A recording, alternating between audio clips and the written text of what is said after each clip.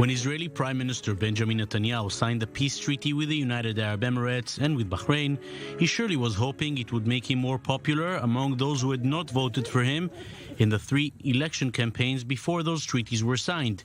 He desperately needed their votes to secure another term in office, but reality had other plans. A peace is really defined by what sort of peace there really is.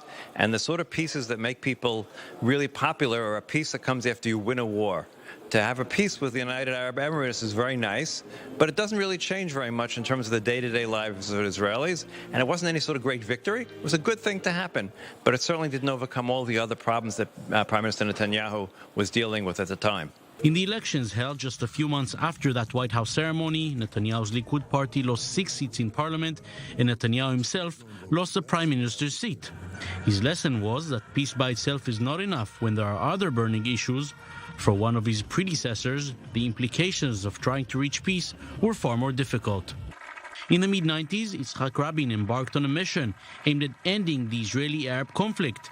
He signed a peace treaty with Jordan, engaged in peace talks with Syria, but the main and most controversial issue were the negotiations with the Palestinians and their leader, Yasser Arafat. We know for sure that Arafat cheated our people, and he didn't mean to implement it. And you see the results. Rabin and Arafat signed the Oslo Accords, which involved large-scale Israeli concessions in the West Bank and the Gaza Strip. For a loud and considerable minority within the Israeli public, that was a clear and present danger. What Arafat had in mind is broken Israel, not to achieve something with Israel, but to break Israel. And this is something that no Israeli can agree to. It was a very dangerous process that brought Israel into a very, very delicate situation. Rabin was murdered in 1995 by a Jewish right-wing extremist. He was the first Israeli leader who was killed due to compromises made for peace, but he was not the first one who understood that peace meant territorial concessions. Menachem Begin signed the Camp David Accord with Egypt in the late 70s, which cemented the idea of land for peace. In this case, it meant giving back to Egypt the entire Sinai Peninsula and removing the settlements built there, a move which also found some opposition.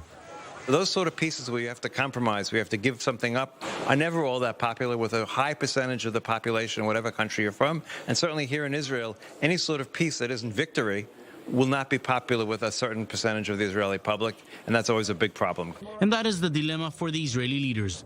Victories in war only brought further war. Real peace with neighboring countries require unpopular concessions, and peace with countries further away are not seen as a real game changer.